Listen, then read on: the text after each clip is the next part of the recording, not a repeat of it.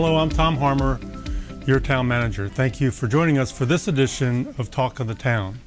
Today I'm at the Sarasota County Emergency Operations Center, and we're going to be talking about how 911 calls are handled on Longboat Key. I have with me today Captain Tutko, who's going to talk about the center where we're at and how 911 calls are managed for the town. We have a partnership with Sarasota County and the Sheriff's Office on how those calls are processed and managed for both our police department and our fire department. So thank you for joining me today. Thank you, and we welcome you to the center. Very good. So can you just share in a big picture way the center out here, the size of it, how many employees are out here, the number of calls that you handle?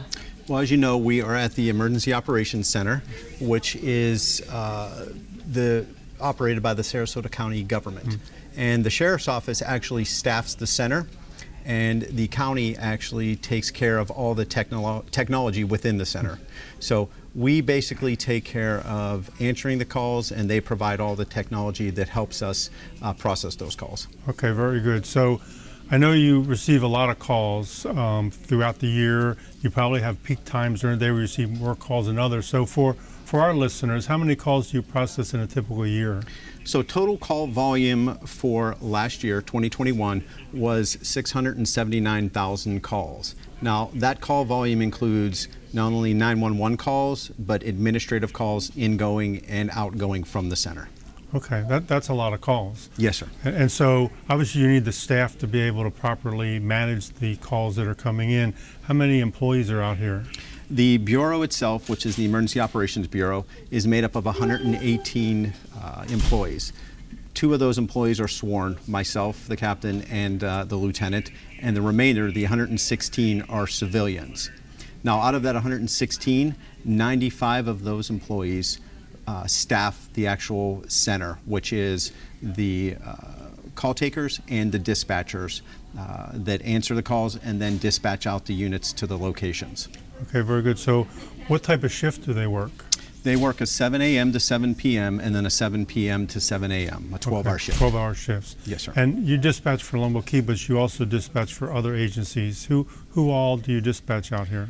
The center dispatches for Venice Police Department, Sarasota Police Department, Sarasota School Board Police Department, the Sheriff's Office, and Longboat Key Police Department. On the fire side, we dispatch for Venice Fire, Nokomis Fire, Inglewood Fire, Northport Fire, and the Sarasota County Fire Department, and the Longboat Key Fire Department. And I've heard you describe this before as a consolidated dispatch center. So what does that mean? That means, based upon us being the primary answering point for 911 calls, everything comes into the center, and once it's identified what agency it's going to go to, it's dispatched from there. Now, the only caveat is to that, any 911 call that encompasses a law enforcement response in Northport, the city of Northport, that 911 call gets transferred to the city of Northport, and then they dispatch out the law services from that point. Okay, and I've heard the term primary public safety answering point. As I understand it, that all calls will come into the primary public safety answering point regardless of who dispatches. Fortunately here it's a consolidated dispatch, so the call comes in here and is dispatched here for Longboat Key. But as you mentioned, there may be an agency that does their own dispatching, and then it would still come in here but have to be transferred to that agency to dispatch. Yes, sir. And through a consolidation, it's a more efficient process. So basically, there's no transfer. And unlike the city of Northport, where we get the call and then we identify it is their call for law services, there's that transfer. So there's that little gap in time before you get that emergency response started. Being consolidated, the call comes in here, we process it, and we get it to the appropriate agency. Okay, no, very, very good. I would like to get a little bit deeper into how a call is processed, so can we talk about that next? Yes, and Manager Kristen Fitzpatrick, she will be the one who will speak of the processing of the call once it comes into the center. Okay, great. I'm looking forward to hearing from her. Thank you. Thank you. All right, thank you again to Captain Tutko. Now joining me is Kristen with the Sheriff's Department, and so thank you very much for spending some time with me today. You're welcome. Can you share with the viewers a little bit about your background and your role here at the Dispatch Center? I've been with the Sheriff's Office 22 years. I've spent my entire career in communications. I've worked my way up from a call taker to an operations manager.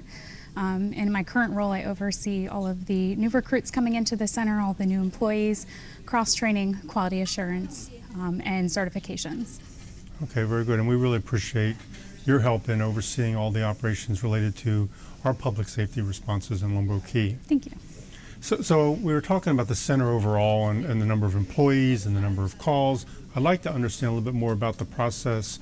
And so when a caller calls 911, what happens? So when they call 911, the first thing we're going to do is our address verification. On all calls, we're going to ask the address, the city, the cross street, and the phone number. That is to ensure that we're sending help to the correct location, as we do have addresses that duplicate throughout Sarasota County, and we do dispatch from multiple agencies. Well, I think that's important because sometimes in Longboat Key we do receive complaints or questions that say, why did they ask me so many questions and why did they need to know where I was calling from? Don't they know that? So we are certified through 2 programs through the International Academy of Emergency Dispatch, and that is for fire and medical protocol. And we have to ask the scripted questions in order to ensure that all citizens receive the same help no matter when they call or who they speak to. So another one of the questions that we sometimes receive is, why do they ask for a cross street on Longboat Key? What if they don't know what the cross street is or if there even is one?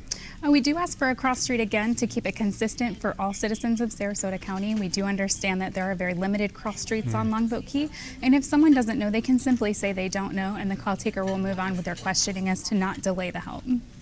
And you handle all different type of emergency calls. So it could be a fire call, an EMS call, a law enforcement call. Are they all handled exactly the same way? Not every call is handled exactly the same. It is situational dependent on how it's going to be handled. If it's a medical call, they're going to handle it on the medical protocol. If it's fire, on the fire protocol. But the reason we have the scripts is so that every chest pain call that comes in, they're going to be asked the same questions to determine what type of help needs to be sent. And I understand in talking earlier, there's a pretty significant training process to become a dispatcher. Yes, so they have to go through a 240-hour state certified academy, which we teach here in-house. That's to get them certified through the state of Florida. Then they go through 15 weeks of on-the-job training with a 2-week final where they have to work independently while their training officer monitors them to make sure they can do the job on their own. Okay, very good.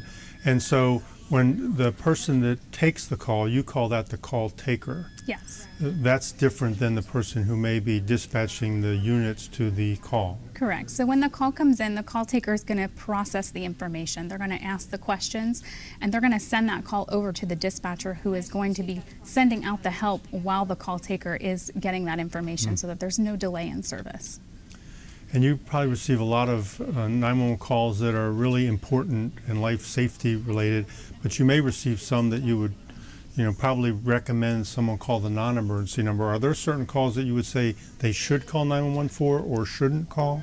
Absolutely. Anything that is medical in nature or fire, you should dial 911. Anything where there's a threat to life or property. If in doubt, you don't know whether it's an emergency or not, you should always call 911. Good. That's good advice. So when a call taker is on the phone with a resident or a visitor on Longboat Key that's calling for help, and the call taker is taking information, at what point do they transfer that call to the dispatcher who's going to actually dispatch the unit? So it's dependent on if the call's an emergency or a non-emergency. If it's a non-emergency, it'll wait till the call taker is finishing getting that information, and then they'll transfer the call to the dispatcher. In an emergency situation, it's quite quick in how they get that information. As soon as they get what type of call it is, if it's fire, they're going to send it right away. If it's medical, they may ask a couple more questions to make sure that they don't need to give you some life-saving instructions as well. So they will get it over there. It may just take a question or two.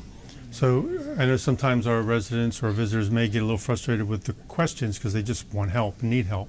And we've talked about that before. Do you have any advice to them if they're calling 911 to try and explain or help convince them to really take that time up front because it can make the difference? The best thing to do is to stay calm, answer the questions to the best of your ability. If you don't know the answer, just say you don't know, and they will move on in their questioning.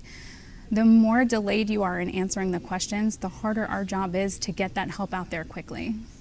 All right, very good. And so you also handle for the town non-emergency calls that may be law enforcement or public safety related. And is that the same group of individuals that handle those calls as they would a 911 call? Correct. So we're in what's called an ACD environment, automatic call distribution. And what the phone does is it looks at emergency and non-emergency calls coming in, and it'll push those emergency calls to our call takers first, and the non-emergency calls will then be pushed in secondary. So you may get a message that says stay on the line for the next available operator. That's because they're all handling emergency calls. So if it's a non-emergency call, we really want them to be patient, and eventually someone will answer the call, but they may be working an emergency that requires their immediate attention. Absolutely. So you may have a call taker that's providing CPR instructions to somebody who's in, has a family member that's in cardiac arrest.